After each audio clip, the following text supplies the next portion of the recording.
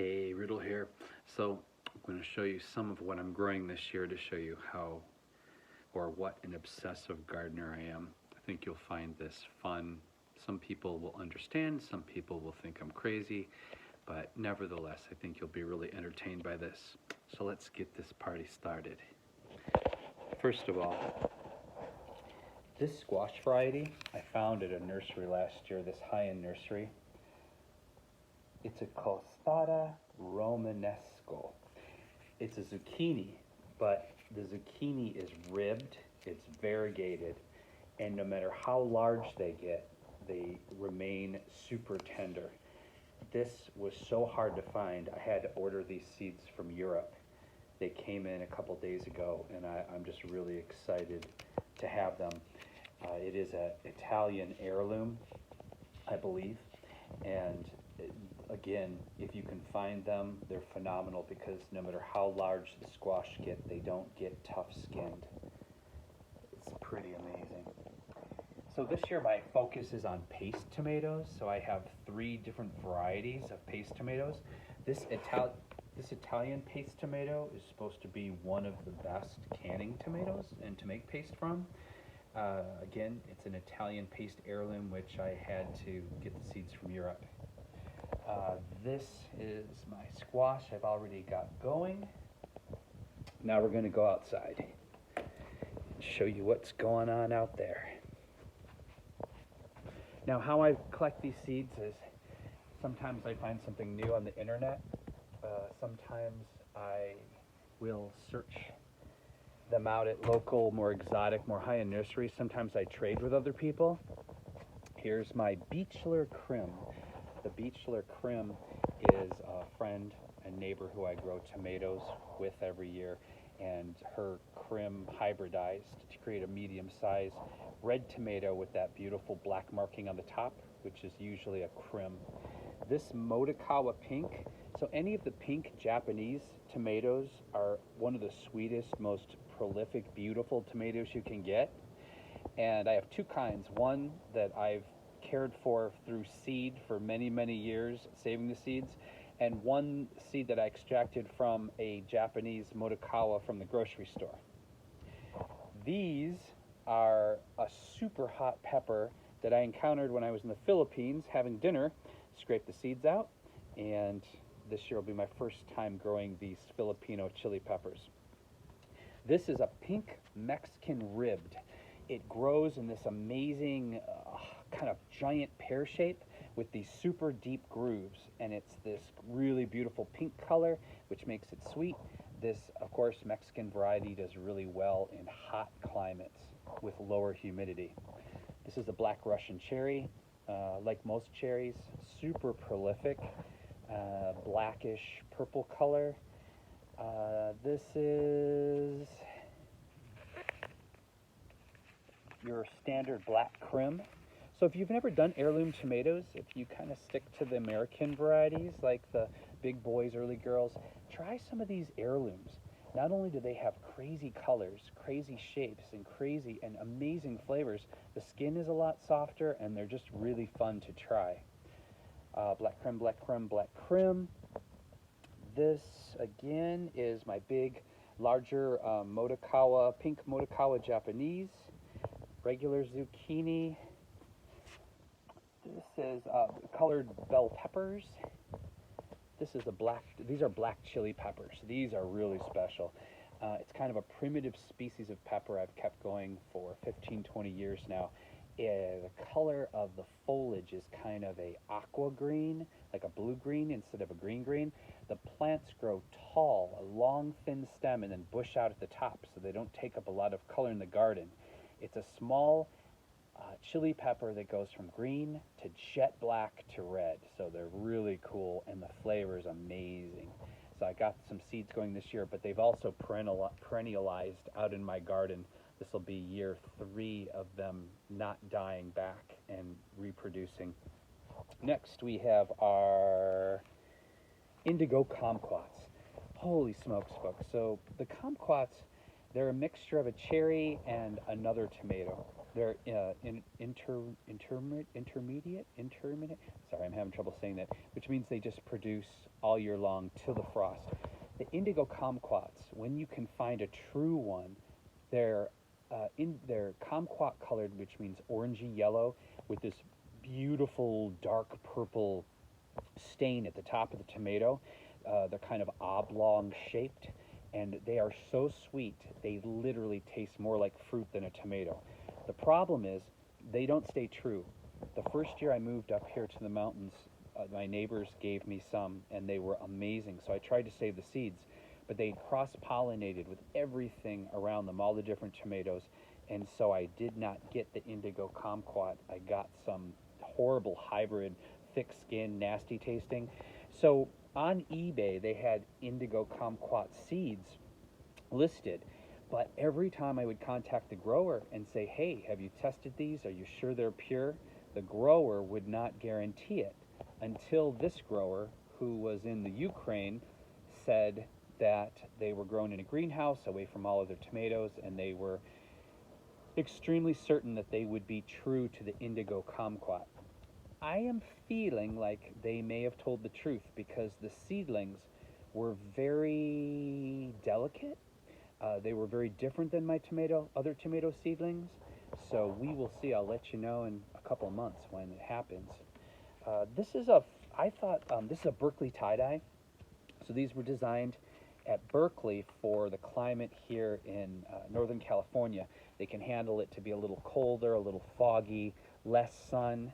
They probably do really well in France too. And it produces a lot of tomatoes, large, striped, gorgeous heirloom tomatoes. Here's some ground cherries. If you've never grown ground cherries, these are the Aunt Molly variety. Get them. Not only are they full of vitamins, antioxidants, and they taste like a fruit, they're actually in the nightshade family, so they're more related to a tomato, and they are phenomenal. One happy plant will grow 4 to 6 feet across and produce hundreds and hundreds and hundreds of berries until the frost. Peppers. Which pepper do I have here? Oh, these are all just funky varieties that I've saved. It's a yellow Santa Fe, which is really hot and spicy, that I got from a fellow grower last year. These are black Japanese trifle tomatoes. Everyone says like they're one of the most delicious tomatoes in the world. They grow like a large pear shape, and they're this beautiful, kind of orangish, reddish, blackish. They're just funky. And I think the flavor's good. I just like the color variety and the shape to add to the garden. This is a Sexy Beast. Sexy Beast, wonderful growing tomato, wonderful cooking, wonderful eating. It's in the ox heart family, so you'll get several different kinds of tomatoes all on the same vine. I really recommend the Sexy Beast. They're a good tomato. So this is a French tomato, and the reason I called it my rare French tomato is I swiped these seeds having lunch in the French countryside about 15, 16 years ago, and they weren't able to tell me what kind of tomato it was, but it grows like a large San Marzano.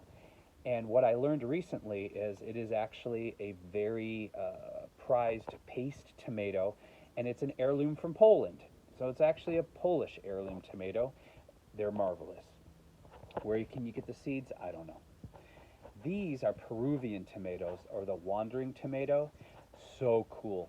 They grow like bubbles out of bubbles out of bubbles. It almost looks like this tumorous, crazy, and you could pull the little bubbles off, so it's like having a cluster of tomatoes all on one tomato.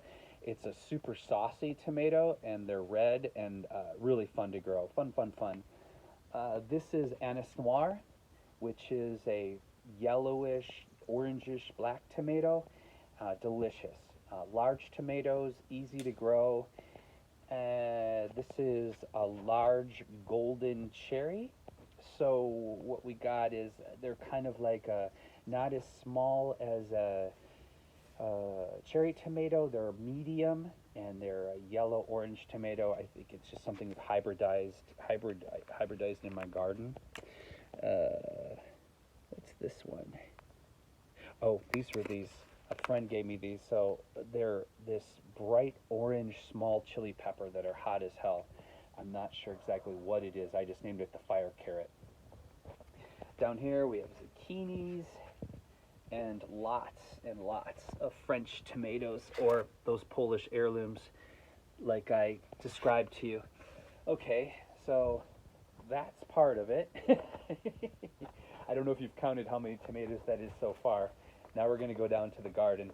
So a deer, I left the fence open and a deer snuck into the garden twice now. And those things, like, they literally would crawl up into these boxes. You can see their hoof prints. So I have some grow bags down here. And down here I have 2 Chinese pastes over there and over there. And the Chinese pastes are, again, supposed to be a really amazing canning tomato, paste tomato. So those are going to go well with the Italian paste tomato. This mortgage lifter is supposed to be a phenomenal tomato to grow, and the reason they call it mortgage lifter is because it's an heirloom variety that produces large 1 to 2 pound tomatoes, meaty, mild flavor, few seeds, and big producer, disease resistant. We like disease resistant, and we like these sweet pink tomatoes. Are amazing. See how the deer kind of chomped off the top of it? Which is fine, because look, it's just making it bush out. It'll be fine. It's going to have plenty of time to grow back.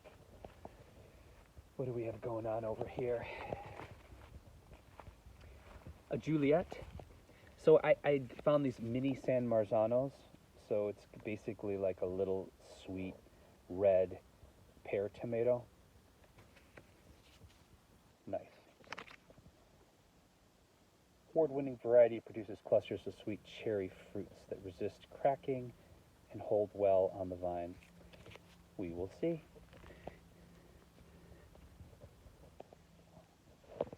So you can see everything's just starting to go crazy. I've reseeded. This is my pepper bed,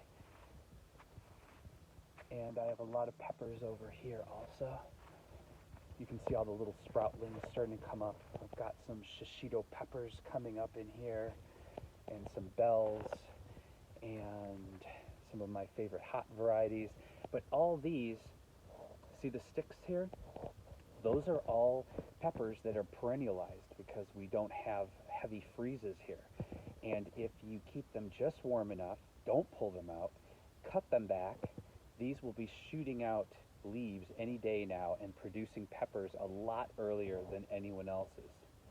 So that's really exciting for me because we don't get really warm here, and it isn't easy to grow peppers in where we're at in Northern California. Here's another mortgage lifter. You can see I've got it in a grow bag, and you can also see that the deer came and had a little lunch of that. And see all these seedlings coming up in here? So this pyramid last year is where I grew my green cherry tomatoes. If you can find green cherry tomatoes, they're amazing. And they're just reseeding themselves, so I didn't bother to even put them in flats or anything. I'm going to do grow bags along here. So I'm waiting for those to come in on Amazon. The grow bags are pretty inexpensive, and it's a nice way to control your nutrition in your soil. You can run dripper systems to them, so they're easy to keep wet. And all along here are going to be grow bags with a lot of the tomato seedlings that you saw up there. And I'm going to show you the last of what we've got going on. I usually do tomatoes all along here also. We've also planted fruit trees. I've got some berries down here. So we have a local grower. Their biodynamic farm. You'll have to Google that yourself because it's too difficult to explain what biodynamics are. I have my cherry sun sugar tomato, which is a cherry tomato variety, which is orangish yellow and supposed to be sugar sweet. This I'd never seen before, though. I guess they're pretty common. It's a brandywine. The brandywine are common heirlooms, but it's a yellow one. Then, of course, we have 2 regular Astupus. Have no idea. It just looks like a beautiful red tomato, so I couldn't resist it. Here's a red brandywine. which is always good to have. It's a really reliable heirloom. And you know, when you go looking at tomato plants at the store, sometimes if you look really carefully, there'll be two growing in the same pot. I'm always greedy, and I look really carefully to do that. So this is from that biometric farm, that Love Apple Farms. It's called a Rampo. I have no idea. I read the sign and it described what it was all about, but I should have taken a picture of the sign. So I got a Rampo, and this is a Chinese paste. I have 2 Chinese pastes from Love Apple Farms, so that's going to be great for canning. Of course, I planted this Chinese paste next to this Chinese paste so they can pollinate each other. Then we've got this baby, which is a Carmelo. This Carmelo also came from Love Apple Farms, and whatever I read about it, it intrigued me enough that I had to have 2 of them, because I've got this Carmelo and this Carmelo, and then our last tomato, if you can believe it, is called the Love Apple. So this is the Love Apple Farms specific hybrid that they created, and I'll be exciting to see what tomato was great enough for them to put put their name behind. And that, my friends, this is all going to be filled with tomatoes eventually, which are listed up on here. That ends how many tomatoes and different varieties of tomatoes that we're growing this year. If you have any questions, if you need some seeds, feel free to reach out to me. Feel free to share any varieties of tomatoes that you're growing, anything that you'd like to recommend, and I'll let you know if I've grown it before or not, or if I've had any experience with it, as it seems the varieties are literally endless. I want you to take care of yourselves and take care of each other, and I'll see you back soon. If you like my quick money-saving tips, organic gardening, home repairs, art, and occasional magic, please subscribe. It helps. Bye.